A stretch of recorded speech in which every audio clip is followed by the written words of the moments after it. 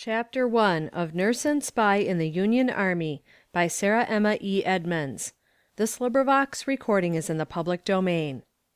Chapter 1 Early in the spring of 1861, I was returning from the far west, and as I sat waiting for the train which was to bear me to my adopted home in New England, and was meditating upon the events which had transpired during the past few months, the record of which was destined to blacken the fair pages of American history, I was aroused from my reverie by a voice in the street crying, "New York Herald, fall of Fort Sumter, President's Proclamation, call for 75,000 men." This announcement startled me, while my imagination portrayed the coming struggle in all its fearful magnitude. War, civil war, with all its horrors, seemed inevitable, and even then was ready to burst like a volcano upon the most happy and prosperous nation the sun ever shone upon. The contemplation of this sad picture filled my eyes with tears and my heart with sorrow. It is true I was not an American. I was not obliged to remain here during this terrible strife. I could return to my native land, where my parents would welcome me to the home of my childhood, and my brothers and sisters would rejoice at my coming. But these were not the thoughts which occupied my mind. It was not my intention or desire to seek my own personal ease and comfort while so much sorrow and distress filled the land. But the great question to be decided was, what can I do? What part am I to act in this great drama? I was not able to decide for myself, so I carried this question to the throne of grace, and found a satisfactory answer there. 5 years previous to the time of which I write, I left my rural home, not far from the banks of the St. Johns River, in the province of New Brunswick, and made my way to the United States. An insatiable thirst for education led me to do this, for I believed then, as now, that the foreign missionary field was the one in which I must labor, sooner or later. I came here as a stranger, with but little to recommend me to the favorable notice of the good people, except a letter from the pastor of the church to which I belonged, and one from my class leader. Notwithstanding, I found kind friends to help me in all my undertakings, and whether in business, education, or spiritual advancement, I have been assisted beyond my highest expectation. I thank God that I am permitted in this hour of my adopted country's need to express a tithe of the gratitude which I feel toward the people of the Northern States. 10 days after the President's proclamation was issued, I was ready to start for Washington, having been employed by the government and furnished with all the necessary equipments. I was not merely to go to Washington and remain there until a battle had been fought and the wounded brought in, and then in some comfortable hospital sit quietly and fan the patients, after the surgeon had dressed their wounds, but I was to go to the front and participate in all the excitement of the battle scenes, or in other words, be a field nurse. The great West was stirred to its center, and began to look like a vast military camp.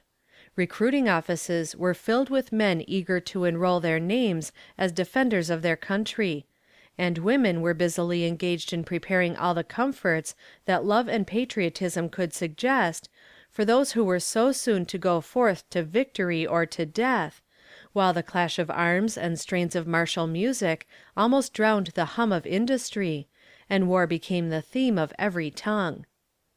About this time I witnessed the departure of the first Western troops which started for Washington.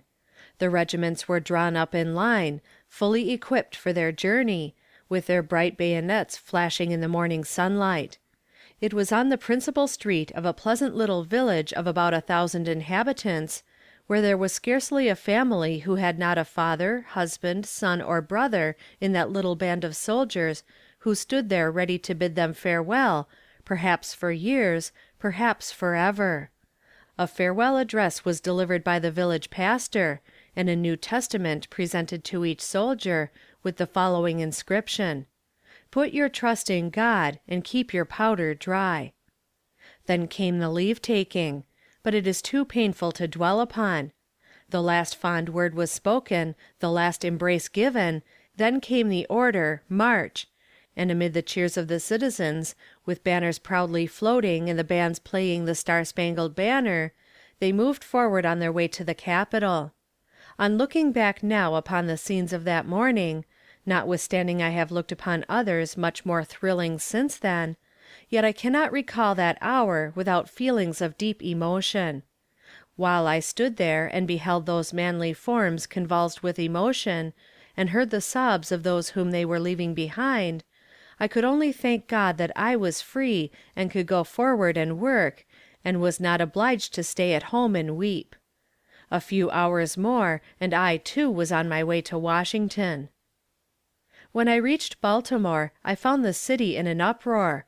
Mobs were gathered in the streets, and the utmost excitement prevailed, and as the crowded cars moved through the city toward the depot, the infuriated mob threw showers of stones, brickbats, and other missiles, breaking the windows and wounding some of the soldiers.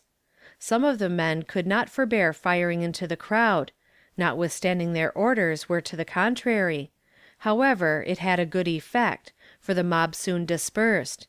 They probably had not forgotten the 6th Massachusetts and the Pennsylvania troops, which had passed through a short time before. The cars soon reached the depot, and started immediately for Washington, where we arrived in due time, weary and in great need of food and sleep. Soon after reaching Washington, I commenced visiting the temporary hospitals which were prepared to receive the soldiers who arrived there sick. The troops came pouring in so fast, and the weather being extremely warm, all the general hospitals were soon filled, and it seemed impossible to prepare suitable or comfortable accommodations for all who required medical attention. There are many things in connection with this war that we are disposed to find fault with, and we think the blame rests upon such and such individuals, but after investigating the matter, we find that they are all owing to a combination of circumstances entirely beyond the control of those individuals, and it requires time to bring about the desired results. This has been my experience with regard to the hospital department. After walking through the streets for hours on a sultry southern day in search of one of those temporary hospitals, I would find a number of men there delirious with fever. Others had been sunstruck and carried there, but no physician to be found in attendance. Then I would naturally come to the conclusion that the surgeons were all slack concerning their duty, but upon going to the office of the surgeon in charge of that department, would find that a certain number of surgeons were detailed every morning to visit those hospitals, and were faithfully performing their duty, but that the number of hospitals and patients were increasing so fast that it required all day to make the tour. Consequently, the last ones visited were obliged to wait and suffer, without any blame attaching to the surgeons. Then another great evil was to be remedied. There were thousands of sick men to be taken care of, but for these the government had made no provision as regards more delicate kinds of food. Nothing but hard bread, coffee, and pork, for sick and well alike. The Sanitary Commission had not yet come into operation, and the consequence was, our poor sick soldiers suffered unspeakably from want of proper nourishment. I was speaking upon this subject one day to Chaplain B. and his wife, my constant companions in hospital labor, when Mrs. B. suggested that she and I should appeal to the sympathies of the ladies of Washington and Georgetown, and try our hand at begging. I agreed to the proposal at once, and wondered why I had not thought of it myself. Among all my schemes for alleviating the sufferings of these men, it had never entered into my head to beg for them. We decided to go to Georgetown first, and if we succeeded there, to canvass Washington. So we started, and commenced operations by calling first upon a clergyman's wife. We made inquiry there with regard to our prospects of success, and the sentiments of the ladies generally upon the war question, and finding that the majority were in our favor, we started again quite hopefully. But not until the lady above mentioned had given us an order on her grocer to the amount of $5. I gave Sister B. the credit of that, for I had introduced her as the wife of the Reverend Mr. B., chaplain of the 7th. Then I suggested that we should separate for a few hours, she to take one street and I another, so that we might sooner get through the city. My next call was at a doctor's mansion, but I did not find the lady at home. However, I learned that the doctor in question kept a drug store near by. She might be there. Went, but found no lady. Thought fit to make my business known to the doctor, and the consequence was, half a dozen bottles of blackberry wine and 2 of lemon syrup, with a cordial invitation to call again.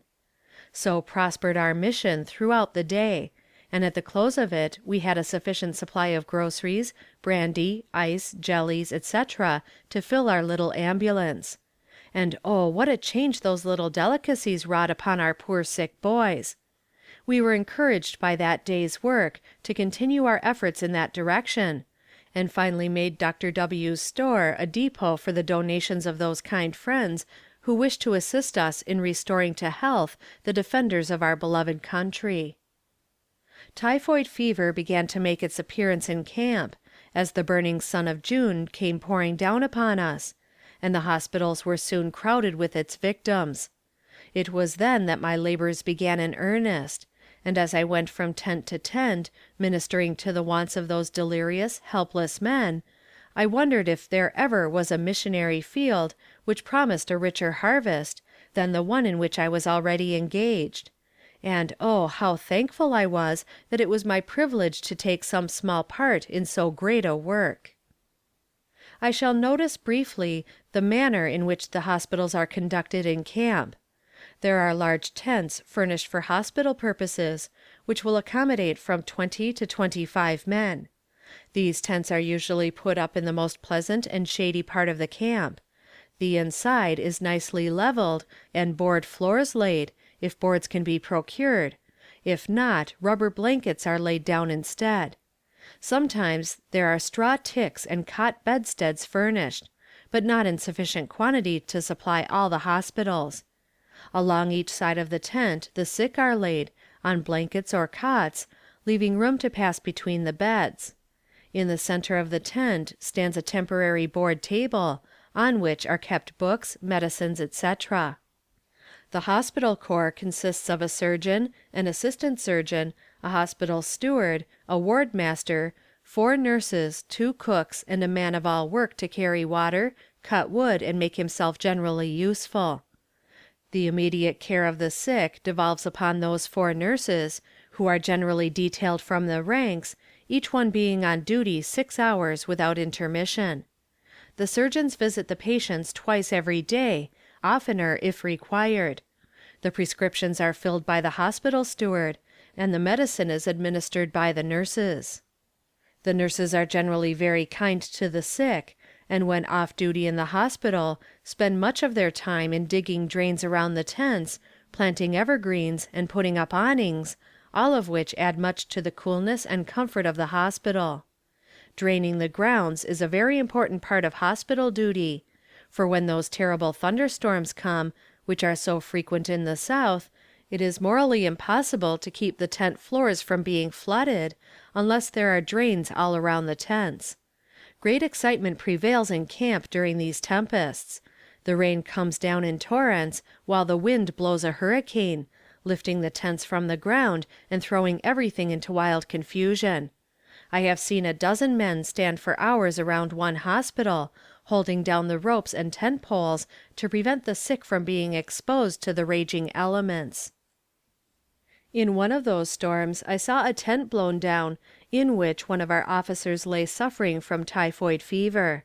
We did our best to keep him dry until a stretcher could be procured, but all in vain. Notwithstanding we wrapped him in rubber blankets and shawls, yet the rain penetrated them all, and by the time he was carried to a house, a quarter of a mile distant, he was completely drenched. He was a noble fellow, and I love to speak of him. Mrs. B. and I remained with him alternately until he died, which was 5 days from that time. We sent for his wife, who arrived just in time to see him die. He was unconscious when she came, and we were standing around his cot watching every shadow which the sable wing of advancing death cast upon his features, and eagerly looking for a single ray of returning reason. He looked up suddenly, and seeing his wife standing weeping, he beckoned her to come to him. Kneeling beside him, she bent her ear close to the lips of the dying man. He whispered distinctly, "I am going. The way is bright. Don't weep. Farewell." A little later he was asked, "What is the foundation of your hope in heaven?" His face was calm and beautiful in its expression, and his splendid dark eyes lit up with holy confidence and trust, as he replied, "Christ, Christ." These were his last words. Glorious words for a dying soldier. He lingered a few hours, and then quietly and peacefully breathed out his life. So passed away one of the most exemplary men it has ever been my lot to meet, either in the army or elsewhere. The same day, the sorrowing widow, with the remains of her beloved and noble husband, started for her northern home, and that Christian patriot now sleeps in a beautiful little cemetery near the city of Detroit, Michigan, having rendered up his life a willing sacrifice for his country. Mrs. B. was desirous of visiting some of the public buildings in Washington, and wished me to accompany her. I did so, but found that it was almost impossible to get along through the crowded streets. The gallant troops were coming in by thousands from every loyal state in the Union. The Capitol and White House were common places of resort for soldiers. Arms were stacked in the rotunda of the one and the lobbies of the other, while our "noble boys in blue" lounged in the cushioned seats of members of Congress, or reclined in easy chairs in the President's mansion. Camps of instruction were prepared near the city, while every hillside and valley for miles around was thickly dotted with snow-white tents. Soldiers drilling, fatigue parties building forts, artillery practicing, and the supply trains moving to and from the various headquarters, presented a picture deeply interesting. As I rode from camp to camp, and contemplated that immense army concentrating its force on the banks of the Potomac, and saw with what zeal and enthusiasm the soldiers entered upon their duties, I could but feel assured of the speedy termination of the conflict, and look forward with eager anticipation to the day when that mighty host would advance upon the enemy, and like an overwhelming torrent sweep rebellion from the land. End of chapter 1.